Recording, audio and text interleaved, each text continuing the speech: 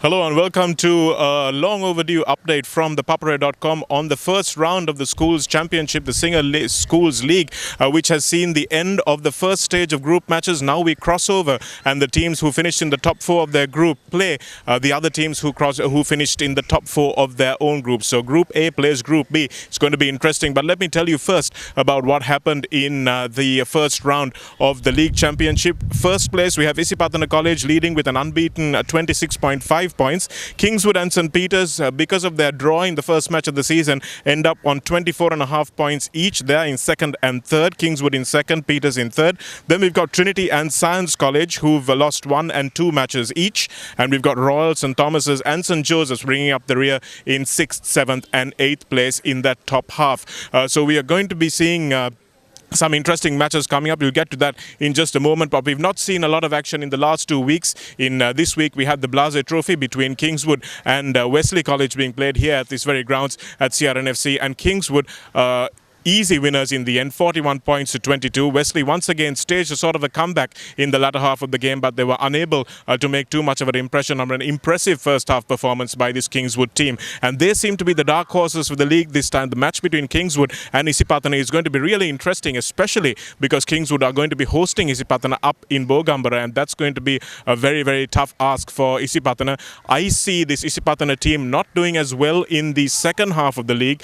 as they did in the first half of the league, because they don't have a lot of bench strength and they seem to be pretty much spearheaded by the guys in their third row. That's Silva, the captain, Omalko Gunaratne, and of course Surya Rachi, who is the other man who has really been an attacking threat for the Isipatana team. But they don't have a lot going on outside. They've got some very fast wings, but they don't seem to be able to find a lot of structure in and a lot of flow in between to get those tries being scored by the line. And we've seen quite a few tries being scored by Gunaratne and indeed his forward pack, which is unusual for an Isipatana team. So let's see how they do against Kingswood. That should be the match of the season so far. And then on Saturday, after the Blase Trophy, we had the second leg of the Rugby, of course, and that one finished in a very, very in almost nail-biting fashion, 19 points to 18 in favour of the Trinity College team. It was an outstanding performance by Royal, who came through, and despite their 12-point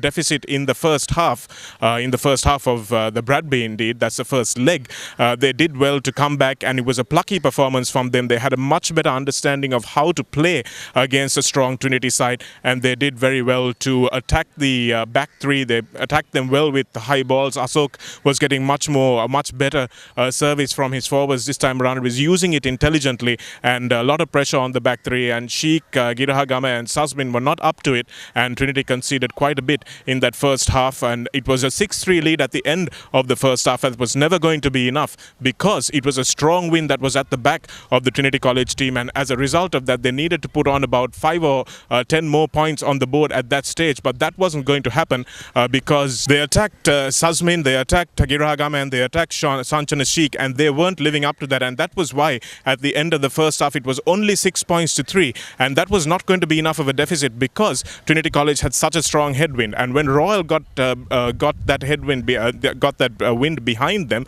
that was something that really told, because the pressure was so great on the Trinity team that was already quite tired.